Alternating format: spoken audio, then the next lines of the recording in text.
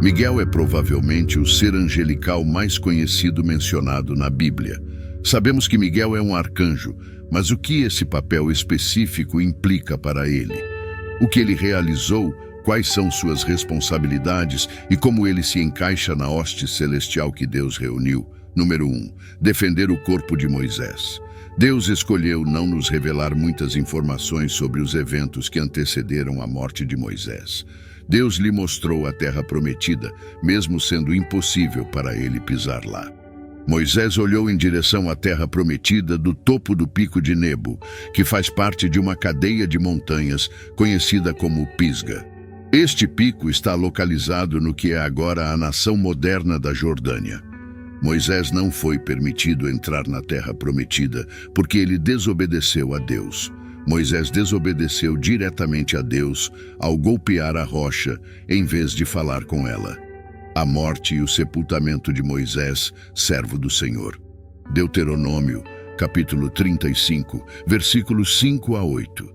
Então Moisés, servo do Senhor, morreu lá na terra de Moabe, conforme a palavra do Senhor, e ele foi enterrado no vale na terra de Moabe, oposto a Bet-peor.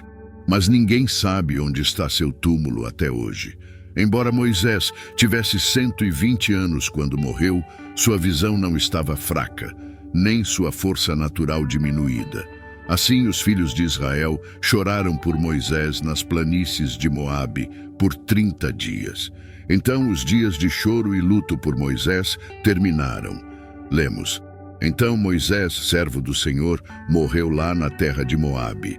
O epitáfio de Moisés, o que poderíamos chamar de linha em sua lápide, embora ele na verdade não tivesse uma, era simples. Não tinha nada a ver com Moisés, príncipe do Egito. Não era Moisés, assassino egípcio. Não tinha nada a ver com Moisés, pastor no deserto.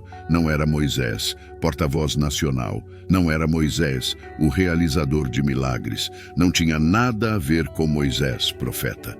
Não tinha nada a ver com Moisés, o homem que viu um pedaço da glória de Deus. Não tinha nada a ver com Moisés, que nunca entrou na terra prometida. No final de tudo, o título era simples: Moisés, o servo do Senhor.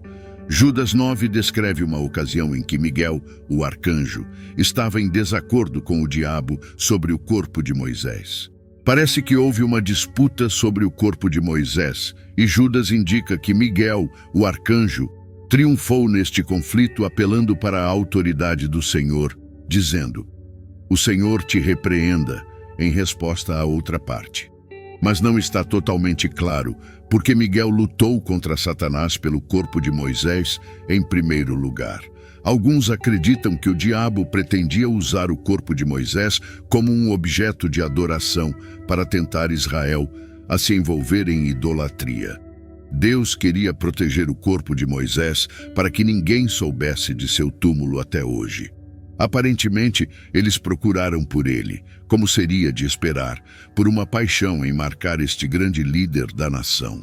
Quando Moisés faleceu, ele viveu uma vida que poderia ser dividida em terços.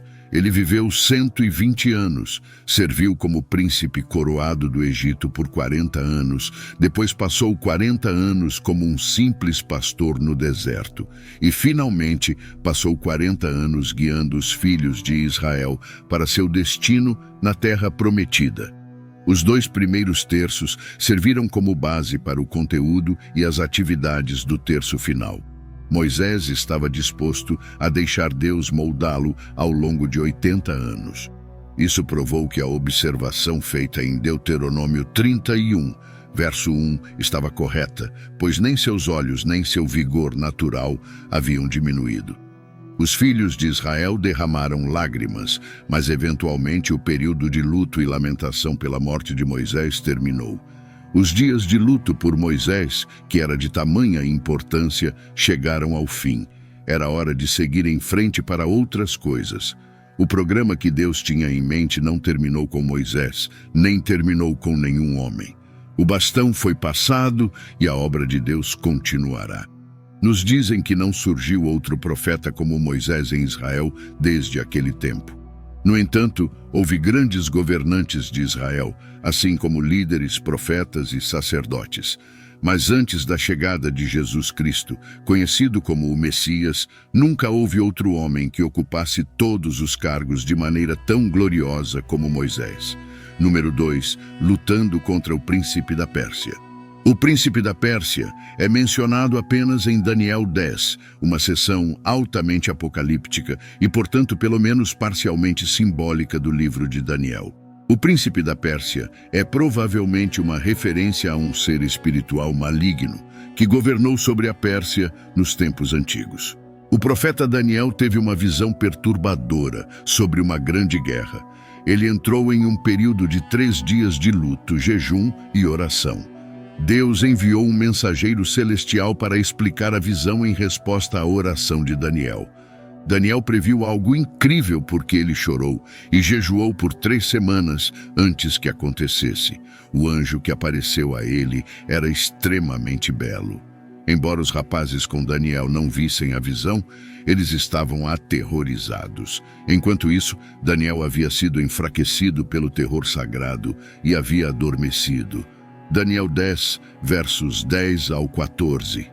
Então eis que uma mão me tocou e me sacudiu sobre meus joelhos e mãos, e ele disse para mim: Daniel, você que é precioso, entenda as palavras que estou prestes a lhe dizer, e fique em pé no seu lugar, pois agora fui enviado a você. E quando ele falou esta palavra para mim, me levantei tremendo. Então ele me disse: Não tenha medo, Daniel, pois desde o primeiro dia em que você colocou seu coração em entender isso e em se humilhar diante de Deus, suas palavras foram ouvidas, e eu vim em resposta às suas palavras. Mas o príncipe do reino da Pérsia estava resistindo a mim por 21 dias. Então, eis que Miguel, um dos principais príncipes, veio me ajudar, pois eu havia sido deixado lá com os reis da Pérsia. Agora eu vim para explicar a você o que acontecerá com seu povo nos últimos dias, porque a visão se refere aos dias ainda futuros. Aqui nos é dado discernimento sobre a guerra no reino espiritual. Daniel estava orando e jejuando por 3 semanas, e o anjo havia sido enviado desde o primeiro dia em resposta. No entanto, o anjo foi retardado por uma figura chamada Príncipe do Reino da Pérsia, que se opôs a ele por 21 dias, pelo período inteiro durante o qual Daniel estava jejuando e orando. Aparentemente, este era um demônio de alta patente, designado para a nação da Pérsia, para representar o reino do diabo e lutar contra o de Deus. Como resultado, o mensageiro que veio a Daniel estava envolvido em guerra angelical. De fato, o príncipe demoníaco da Pérsia possuía tanto poder incrível que Miguel, um dos principais príncipes, foi enviado para ajudá-lo. Em Judas 9, aprendemos que Miguel é um arcanjo. O anjo conseguiu chegar a Daniel graças à sua força. Um anjo esclarece como os últimos dias dos judeus se desdobrarão na visão final de Daniel. Miguel, o grande príncipe que guarda os filhos do teu povo, aparecerá neste momento.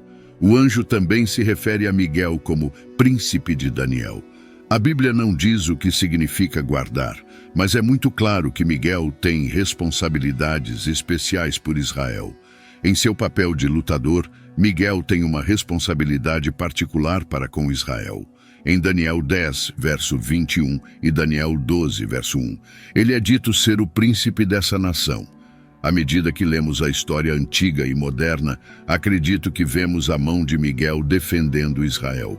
Apesar de seu grande poder, Miguel permanece completamente submisso ao Senhor. Judas 1, verso 9, demonstra sua dependência do poder do Senhor. Os anjos justos são classificados e se submetem à autoridade. Considerando a força do arcanjo Miguel, sua submissão a Deus é ainda mais bela. O termo arcanjo significa anjo de mais alta patente.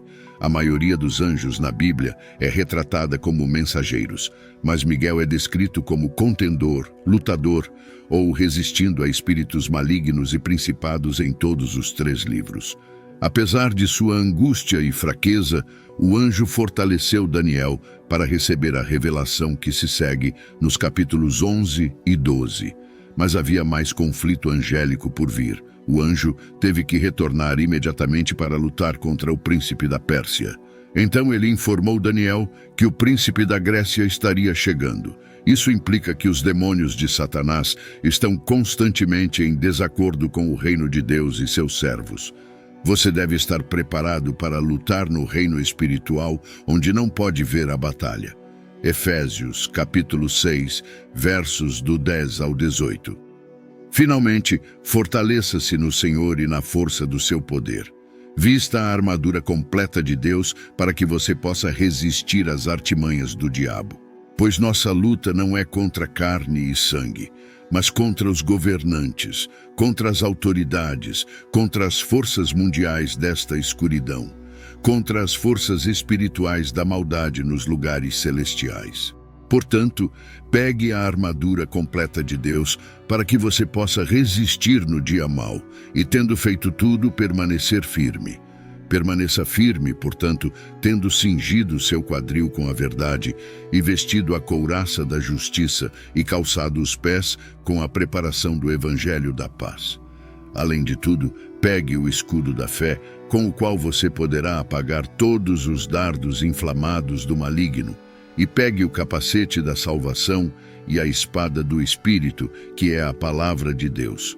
Com toda a oração e pedido, ore em todo o tempo no Espírito, e com isso em vista, esteja alerta com toda a perseverança e pedido por todos os santos. Há batalhas travadas e coisas que acontecem no reino espiritual, das quais podemos não saber nada. Mas nos é ensinado que nossa conduta tem um efeito sobre o que acontece lá. É por isso que nunca devemos desistir de orar e nos submeter ao Senhor em obediência. O que acontece em nossas vidas de fé tem implicações muito maiores do que podemos ver. Então devemos permanecer firmes e confiar no Senhor, mesmo quando não podemos ver o que Ele está fazendo. Em sua oração modelo, Jesus instruiu seus seguidores a orar diariamente pela libertação do maligno. Lucas 11, versos do 1 ao 7. Aconteceu que enquanto Jesus estava orando em um certo lugar, quando terminou, um de seus discípulos lhe disse: Senhor, ensina-nos a orar, assim como João também ensinou seus discípulos. E ele lhes disse: Quando vocês orarem, digam: Pai nosso que estás nos céus, santificado seja o teu nome, venha o teu reino, seja feita a tua vontade, assim na terra como no céu. Dá-nos hoje o nosso pão de cada dia. Perdoa as nossas dívidas, assim como perdoamos aos nossos devedores. E não nos deixes cair em tentação, mas livra-nos do mal, porque teu é o reino, o poder e a glória para sempre. Cristo no modelo da Igreja do Novo Testamento. Ele passou muito tempo libertando pessoas do domínio dos espíritos malignos. Ele expulsou demônios de pessoas possuídas frequentemente, publicamente e com sucesso, mas os demônios não deixaram a humanidade, mesmo após a crucificação de Jesus. Eles atormentarão e possuirão até que Cristo retorne para redimir sua igreja. Ainda estamos em guerra até então. O conflito entre os dois reinos continua. Número 3. A guerra no céu. Uma guerra irrompe no céu com Miguel e seus anjos de um lado e o dragão e seus anjos do outro. Isso acontece no meio da tribulação. Apocalipse 12, versos do 7 ao 9.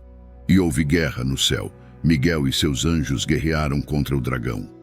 O dragão e seus anjos guerrearam e não prevaleceram, e não se encontrou mais lugar para eles no céu. E o grande dragão foi lançado fora, a antiga serpente que se chama Diabo e Satanás, que engana todo o mundo. Ele foi lançado para a terra, e seus anjos foram lançados com ele. O dragão é tão totalmente derrotado que perde sua posição, e ele e seus seguidores são lançados à terra. Este não é seu destino final, no entanto. Antes do início do milênio, Satanás deve ser contido. Para realizar isso, um anjo desce do céu com a chave do abismo e uma grande corrente em sua mão. Em certo sentido, nosso Senhor amarrou Satanás quando veio à terra. Mateus 12, verso 29.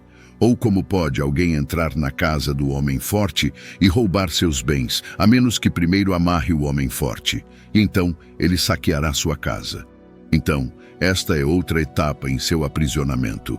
O anjo agarrou Satanás e o amarrou por 1000 anos. João lista 4 nomes do tentador: dragão, serpente, diabo, acusador e Satanás, adversário.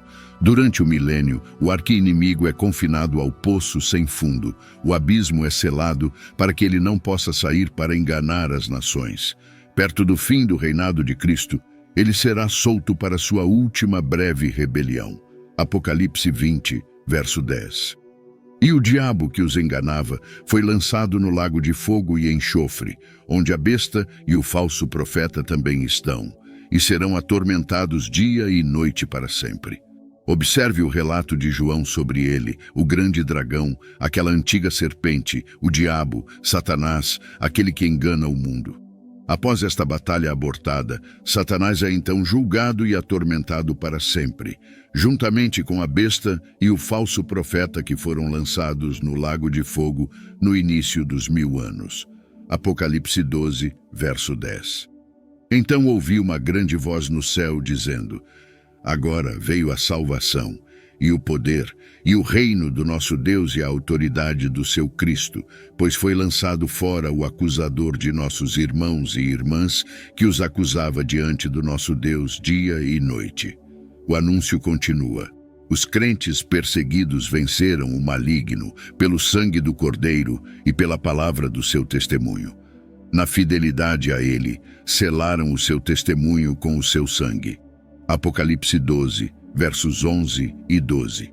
E eles o venceram por causa do sangue do Cordeiro e por causa da palavra do seu testemunho, e não amaram a sua vida mesmo diante da morte. Por esta razão, alegrem-se, ó céus, e vocês que habitam neles. Ai da terra e do mar, porque o diabo desceu até vocês com grande ira, sabendo que tem pouco tempo. Os céus podem se alegrar com a partida do dragão, mas é uma péssima notícia para a terra e o mar.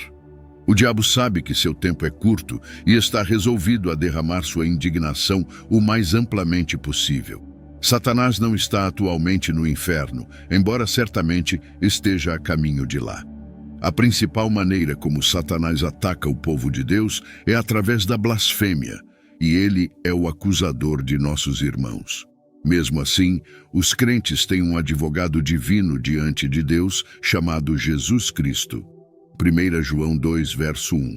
Meus filhinhos, escrevo-lhes estas coisas para que vocês não pequem. E se alguém pecar, temos um advogado junto ao Pai, Jesus Cristo, o justo.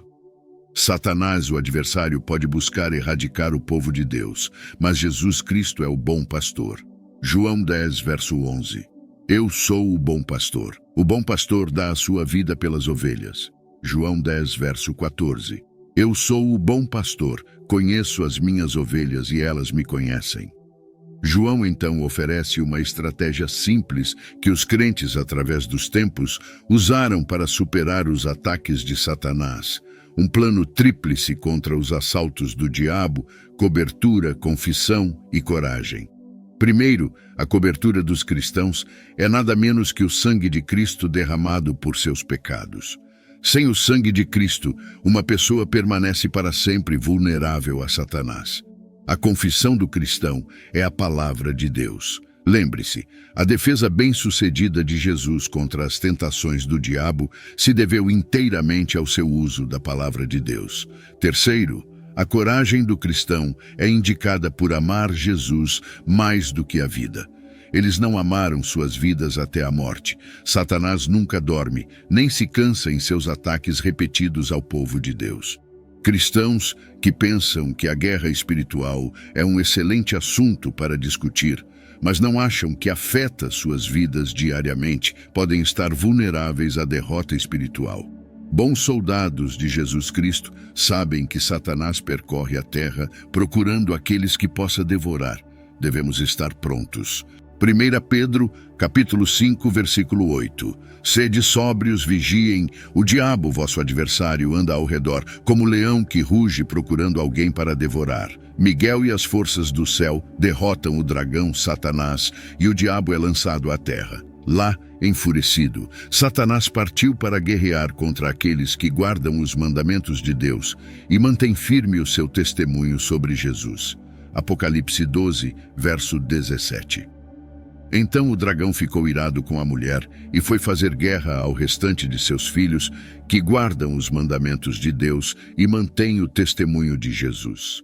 É necessário e ninguém gosta disso, mas o confronto é algo que precisa ser feito para corrigir, purificar e santificar.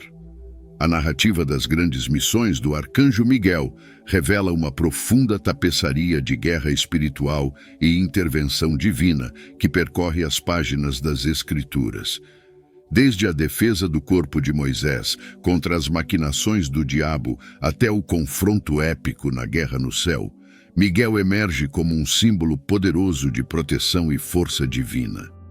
Sua presença e ações nos lembram que, embora possamos enfrentar adversidades e desafios espirituais em nossas vidas, não estamos sozinhos nessa batalha.